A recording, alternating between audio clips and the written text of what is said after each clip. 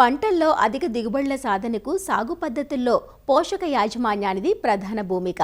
మనం అందించే పోషకాల వల్ల వరి పిలకలు బాగా తొడిగి చీడపీడల్ని తట్టుకొని గింజ గట్టిపడడంతో పాటు మంచి దిగుబడినిస్తుంది. అయితే పోషకాలను రైతులు భూసార పరీక్షల సిఫార్సు మేరకు అందించినప్పుడే ఫలితాలు బాగుంటాయి. నత్రజని, భాస్వరం, పొటాషియం, జింక్, ఇనుము వంటి పోషకాలను రసాయన ఎరువుల రూపంలోనే కాక పశువుల ఎరువు, వర్మి కంపోస్ట్, జీవన ఎరువులు, పచ్చిరొట్ట వంటి సేంద్రియ ఎరువుల రూపంలోనూ అందించినట్లయితే పోషణ సమతుల్యంగా, సమగ్రంగా ఉంటుంది.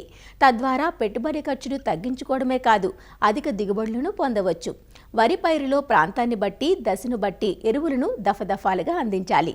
ఖరీఫ్ వరిలో సమగ్ర పోషక యాజమాన్యం గురించి వివరాలు అందిస్తున్నారు ఆచార్య ఎన్జీ రంగా వ్యవసాయ విశ్వవిద్యాలయం, శ్రీకాకుళం జిల్లా నైరా వ్యవసాయ కళాశాల మృతికా విభాగం అధిపతి డాక్టర్ పి గురుమూర్తి. మన రాష్ట్రంలో వరి చాలా ప్రధానమైనటువంటి పైరు. సరైనటువంటి ఎరువుల యాజమాన్యం పాటించకపోవడం వల్ల దిగుబడులు తగ్గటం, అదేవిధంగా నాణ్యత కూడా తగ్గటం వల్ల రైతులకి ఎక్కువ లాభసాటిగా ఉండటం లేదు. అందుకని సరైనటువంటి యాజమాన్య పద్ధతులు ఈ ఎరువుల వాడకంలో పాటించినట్టయితే అధిక దిగుబడులు సాధించేటువంటి అవకాశం ఉంటుంది. తద్వారా అధిక ఫలసాయం కూడా రైతులకు వస్తుంది. ముఖ్యంగా ఈ ఎరువుల్లో వరిలోని వేసేటప్పుడు దాదాపు ఒక 5 నుంచి 6 టన్నులు ఎకరానికి చొప్పున సేంద్రియ ఎరువు మొదటి దమ్ములోని వేసుకోవాల్సి ఉంటుంది. అవకాశం ఉన్న చోట నీరు తడి ఇచ్చుకునే ప్రాంతాల్లో పచ్చిరొట్ట ఎరువుల్ని వేసుకున్నట్లయితే అవి దాదాపుగా 10 నుంచి 14 టన్నుల వరకు కూడా పచ్చిరొట్టని విలువైంది నేలకి అందజేసే అవకాశం ఉంటుంది. తదుపరి నత్రజని, భాస్వరం, పొటాషియం అనేవి ఈ ప్రధానమైనటువంటి ఎరువులు. మరి నత్రజని ఎరువు మరి అన్ని ప్రాంతాల్లో, రాష్ట్రంలోని అన్ని ప్రాంతాలకు కూడా ఒకే రకంగా ఉండదు. దాని తాలూకా సిఫార్సు మోతాదు ప్రాంతాలను బట్టి మారుతుంది. గోదావరి జిల్లాలో అయితే మనకి నత్రజని 36 కిలోల నత్రజని ఇచ్చేటటువంటి రసాయన ఎరువులు అవసరం అవుతాయి. అదేవిధంగా 24 కిలోల భాస్వరం ఇచ్చే ఎరువులు అవసరం అవుతాయి. అలాగే 24 కిలోల పొటాష్ ఇచ్చేటటువంటి ఎరువులు అవసరం అవుతాయి. కృష్ణా, ప్రకాశం జిల్లాల్లో 32 నుంచి 36 కిలోల నత్రజని ఇచ్చేటటువంటి ఎరువులు, అలాగే 24 కిలోల భాస్వరం ఇచ్చే ఎరువులు, 16 నుంచి 24 కిలోల పొటాష్ ఇచ్చే ఎరువులు అవసరం అవుతాయి. ఉత్తర కోస్తా జిల్లాలైనటువంటి విశాఖపట్నం, శ్రీకాకుళం, విజయనగరం జిల్లాలకు 32 కిలోల నత్రజని ఎరువులు, అలాగే 24 కిలోల భాస్వరం పోషకాన్ని ఇచ్చే ఎరువులు, అలాగే 20 కిలోల పొటాష్ పోషకాన్ని ఇచ్చేటువంటి ఎరువులు అవసరం అవుతాయి. ఇకపోతే మనకి తక్కువ వర్షపాతం ఉండేటటువంటి ఏరియాస్లో, అంటే మనకి అనంతపురం, కర్నూలు, కడప జిల్లాల్లో నత్రజని 96 కిలోల నత్రజని పోషకాన్ని ఇచ్చే ఎరువులు అవసరం అయితే 32 కిలోల భాస్వరం ఇచ్చే ఎరువులు కావాలి. అలాగే 32 కిలోల పొటాష్ ఇచ్చేటటువంటి ఎరువులు కూడా కావాలి. దక్షిణ మండలం అయినటువంటి చిత్తూరు ప్రాంతాల్లో 32 కిలోల నత్రజని ఇచ్చే ఎరువులు, 24 కిలోల భాస్వరం ఇచ్చే ఎరువులు, అలాగే 16 కిలోల పొటాష్ ఇచ్చేటువంటి ఎరువులు అవసరం అవుతాయి. అదేవిధంగా ఎత్తైన గిరిజన ప్రాంతాలకు చెందినటువంటి ప్రాంతాల్లో, ప్రత్యేకించి ఇవి తూర్పుగోదావరి, విశాఖపట్నం, విజయనగరం, శ్రీకాకుళం జిల్లాల్లో ఎకరాకు వరి పైరుకు 32 కిలోల నత్రజని పోషకాన్ని ఇచ్చే ఎరువులు, 24 కిలోల భాస్వరాన్ని ఇచ్చే ఎరువులు, 20 కిలోల పొటాష్ ఇచ్చే ఎరువులు అవసరం అవుతాయి. అలాగే ఈ నత్రజని ఎరువు వేసేటప్పుడు కూడా దీన్ని సమానంగా 3 భాగాలు చేసుకుంటాం. మొదటిది ఆఖరి దమ్ములో వేస్తాం, రెండోది దుబ్బు చేసే దశలోని వరి దుబ్బు చేసే దశలో, మూడోది అంకురం ఏర్పడే దశలో 3వ భాగాన్ని వేసుకుంటాం అన్నమాట.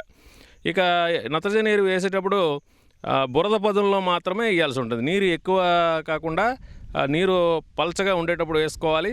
అలాగే ఎరువు వేసినటువంటి 2 రోజుల తర్వాత మనం పల్చగా నీరు కట్టుకోవాల్సి వస్తుంది. 50 కిలోల యూరియాకి సుమారుగా 10 కిలోల వేపపిండి కానీ కలుపుకున్నట్లయితే మనకి ఈ నత్రజని తాలూకా ఉపయోగం, సామర్థ్యం కూడా పెరుగుతుంది. అదేవిధంగా భాస్వరం ఎరువు మాత్రం మొత్తం ఎరువుని చివరి దమ్ములోనే వేసుకోవాల్సి వస్తుంది, ఎంతైతే సిఫార్సు చేసామో. పొటాష్ ఎరువులు వేసేటప్పుడు మాత్రం యాగడి పొలాల్లో అయితే మొత్తం పొటాష్ ఎరువుని సిఫార్సు చేసిందంతా కూడా చివరి దమ్ములోనే వేసుకుంటాం. తేలికపాటి భూముల్లో అయితే 2 భాగాలు చేసుకొని ఆఖరి దమ్ములో సగం, అంకురం ఏర్పడే దశలో కూడా ఇంకో సగం వేసుకుంటాం. ఇకపోతే కాంప్లెక్స్ ఎరువులు ఎప్పుడూ కూడా పైపాటుగా వరిలో ఉపయోగించకూడదు. తర్వాత ముదురునారు నాటేటప్పుడు సాధారణంగా నత్రజని ఎరువును 25% పెంచుకోవలసి ఉంటుంది. సూక్ష్మ పోషకాల ఎరువులు కూడా చాలా ప్రధానమైనవి. జింకు లోప లక్షణాలు కానీ వరి పైరులో కనిపించినట్లయితే, అంటే మొక్కలు గిడసబారడం, అలాగే ఈ లేత ముదురు ఆకుల మీద తుప్పు మచ్చలు ఏర్పడటం, అదేవిధంగా ఆకులు పెలుసుగా మారటం, పెరుగుదల లేకపోవడం, ఇలాంటివైనటువంటి లక్షణాలు కానీ మనకి పైరులో కనిపించినట్లయితే జింకు లోప లక్షణంగా పరిగణించి ఎకరాకి 400 గ్రాముల జింక్ సల్ఫేట్ను 200 లీటర్ల నీటిలో కలుపుకొని పైరు బాగా తడిచేటట్టు పిచికారి చేయాలి. ప్రతి 3 పంటలకు ఒకసారి 20 కిలోల జింక్ సల్ఫేట్ని చివరి దమ్ములో వేసుకోవాల్సి వస్తుంది. అలాగే ఇనుము ధాతు లోపం కూడా సాధారణంగా మనం ఎక్కడైతే ఈ నల్లరేగడి నేలల్లో, అదేవిధంగా ఈ సున్నం భూముల్లో వరి పండిస్తారో అక్కడ ఇనుము ధాతు లోపం సాధారణంగా వస్తుంది. ఈ ఇనుము ధాతు లోపం వచ్చేటప్పుడు ఆకులన్నీ కూడా ముందు లేత ఆకులు పసుపు రంగుగా మారుతాయి. అలాగే లోప తీవ్రత ఎక్కువైతే తెల్లగా రంగుగా కూడా ఇవి సంతరించుకుంటాయి. 10 గ్రాములు అన్నబేదిని, అలాగే 1 గ్రాము నిమ్మ ఉప్పును కలుపుకోవాలి. కలుపుకొని చేసినటువంటి మందు ద్రావణాన్ని ఎకరాకు 200 లీటర్లు పిచికారి చేయాలి. అదేవిధంగా దీన్ని 2 సార్లు, అంటే వారం వ్యవధిలో 2 సార్లు పిచికారి చేసినట్టయితే ఇనుము లోపాన్ని మనం సవరించుకోగలుగుతాం. ఎక్కడైతే మనకి మ్యాంగనీస్ లోపం ఉండేటప్పుడు పసుపు రంగు చారలు కనిపిస్తుంటాయి ఆకుల మీద, సో ఇలాంటి చారలు కనిపించిన వెంటనే మ్యాంగనీస్ లోపంగా గుర్తుంచుకొని లీటర్ నీటికి 2 గ్రాముల మ్యాంగనీస్ సల్ఫేట్ చొప్పున కలిపిన మందు ద్రావణం, 200 లీటర్ల మందు ద్రావణాన్ని 1 ఎకరం పైరుపై పిచికారి చేసి మ్యాంగనీస్ లోపాన్ని మనం అధిగమించవచ్చు. రైతులు తప్పకుండా ఇప్పుడు చెప్పినటువంటి సలహాలు పాటిస్తూ ఎరువుల యాజమాన్యాన్ని సమర్థవంతంగా పాటించినట్లయితే అధిక దిగుబడులతో పాటు అధిక ఫలసాయం కూడా వస్తుంది.